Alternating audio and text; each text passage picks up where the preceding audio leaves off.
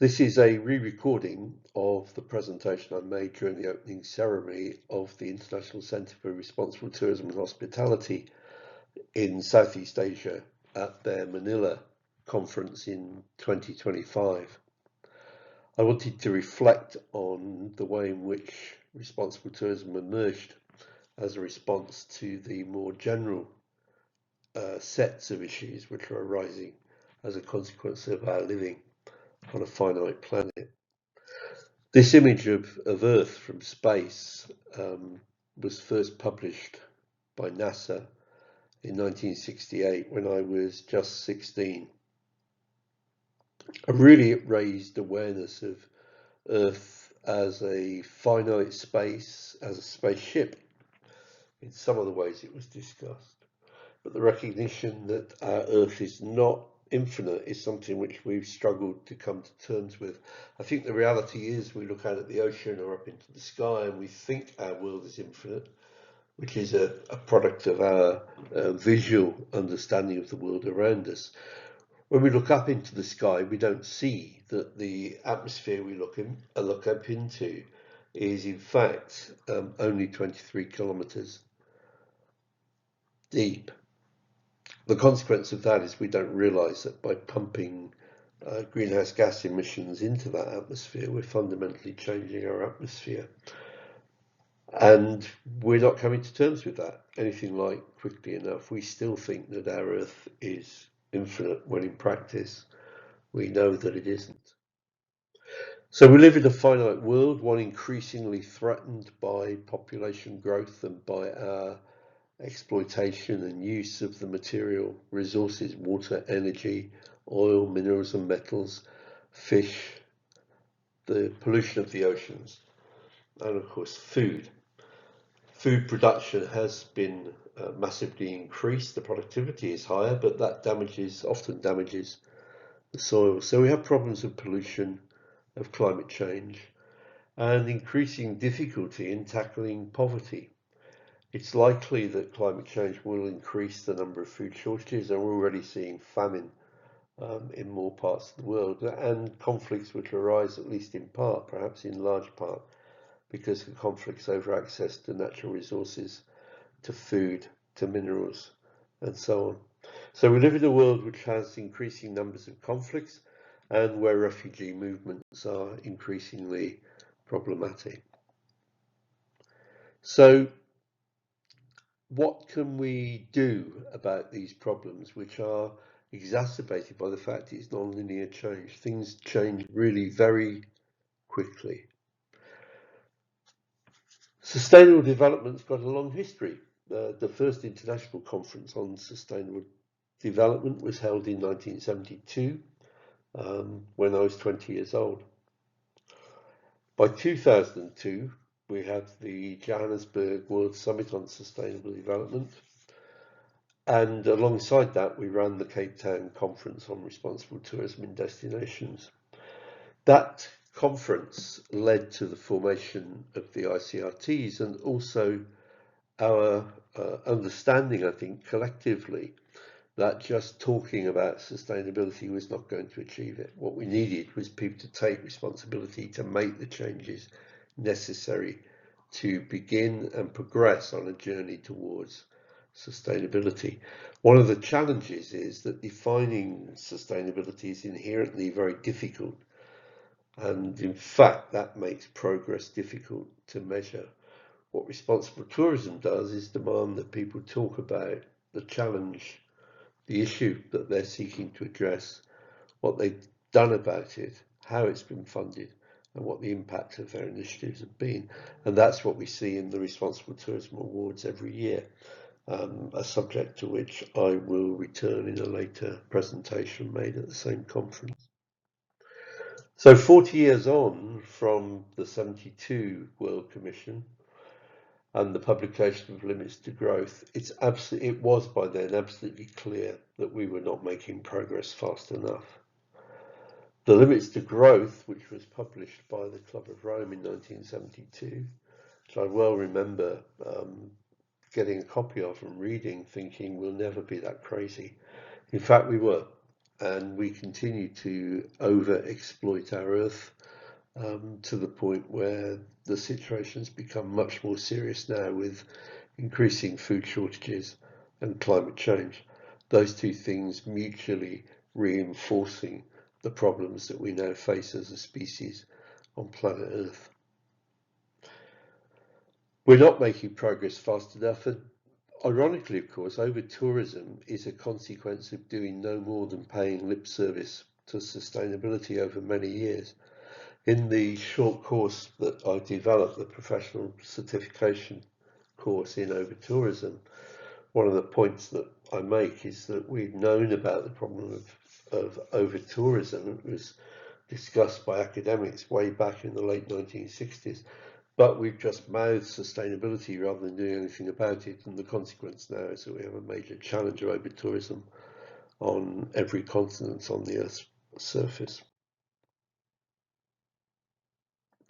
There are a number of places where you can get information about this, but just to look briefly at the history, the Cape Town Declaration in 2002 was resulted from an official side event to the World Summit on Sustainable Development.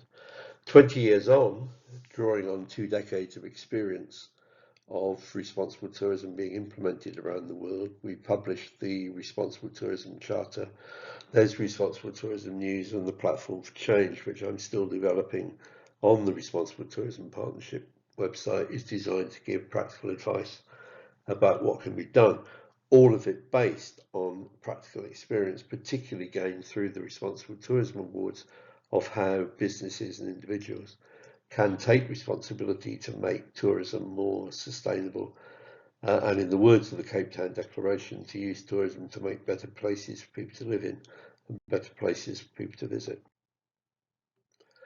I was asked by the tourism panel on climate change to write a paper on tourism in a finite world based on Raoth's work on donor economics and planetary boundaries.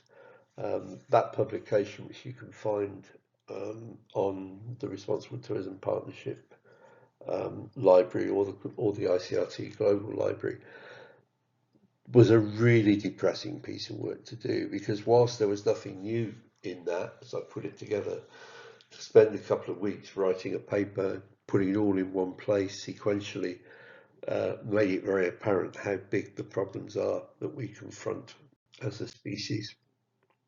So why the word responsible? Well, I think the main reason is it suggests that we can do something about it by taking responsibility. We can respond to the situation that we see. We can do it in partnership.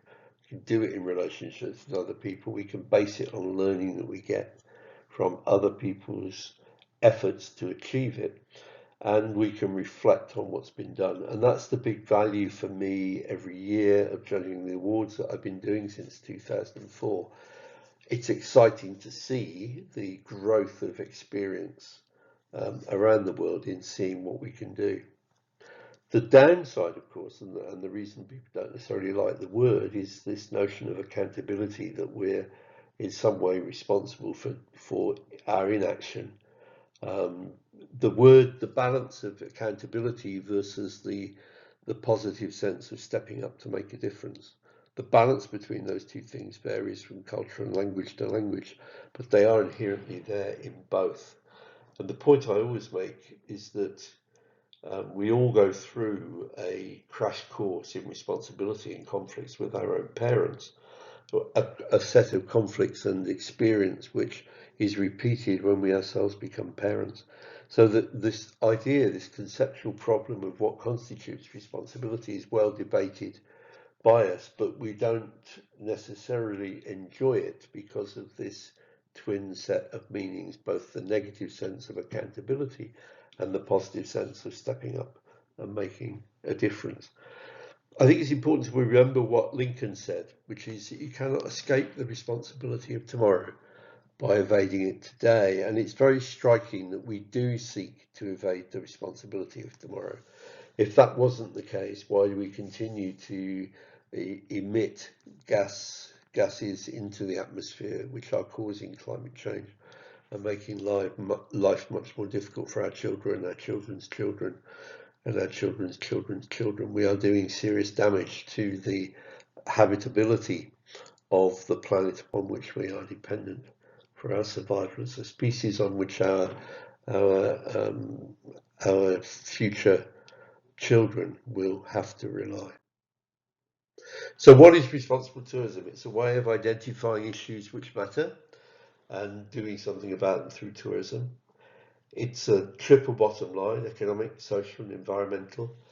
It's a triple bottom line approach to tourism management. It's also, of course, a way of travelling. It can offer much better experiences by getting you closer to local communities, travelling with respect, enjoying the diversity of our Earth's cultures, places, organisations and environments.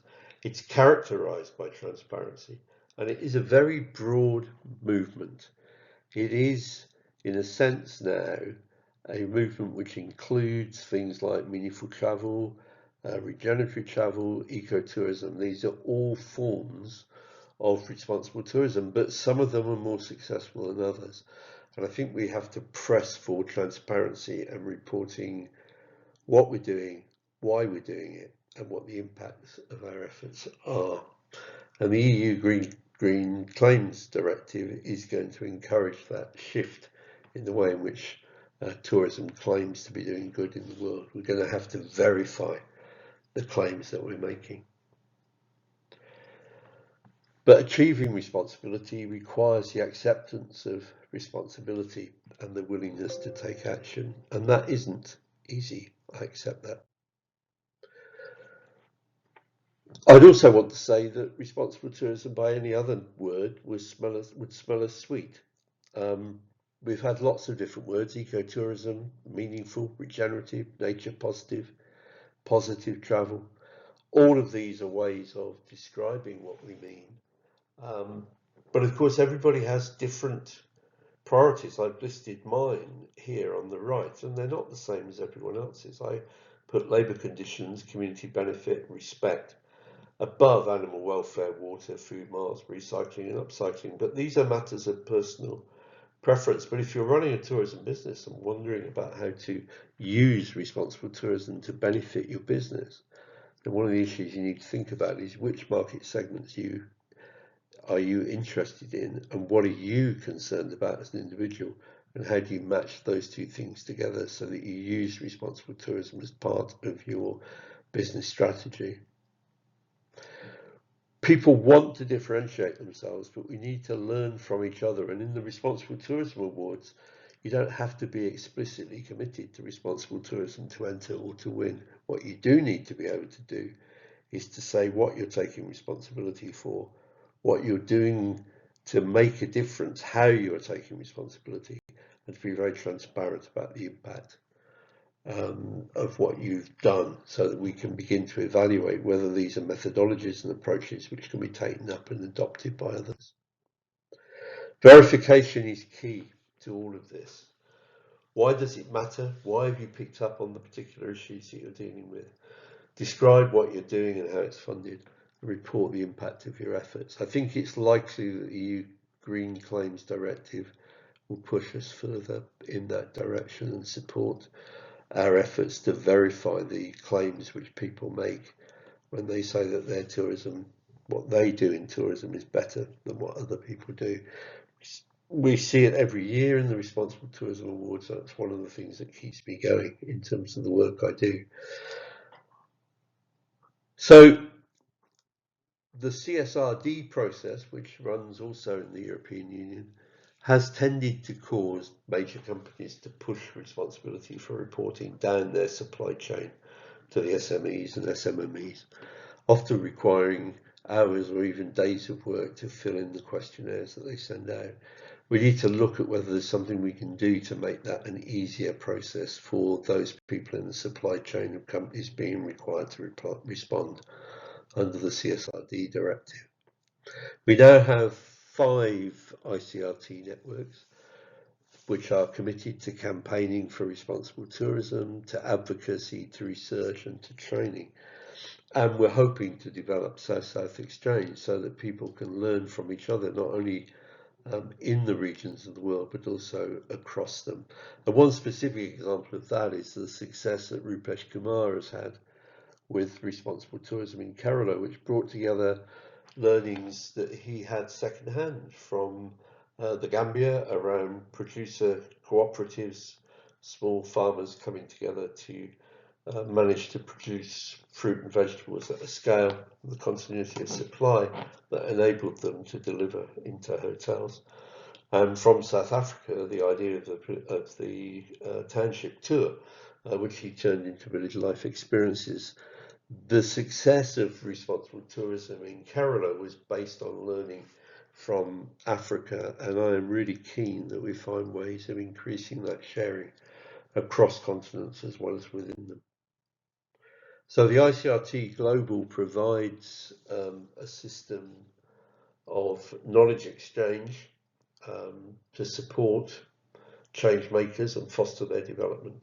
We're keen to exchange knowledge between practitioners and the few academics in countries across continents and across the globe who are involved in practical change as change makers. It's about sharing knowledge. Now, we've developed professional certificates which are in-service training for mid-career professionals in responsible tourism and managing over tourism, and there's the Creating Shared Value course which will be launched early in 2026. We run conferences like this one at ICRTH. We run events, and I publish responsible tourism every month. But there's a lot to be done, and we will achieve more if we can share with each other what is possible.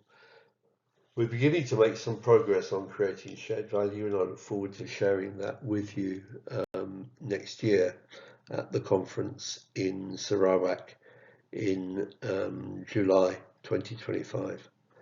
Thank you for listening.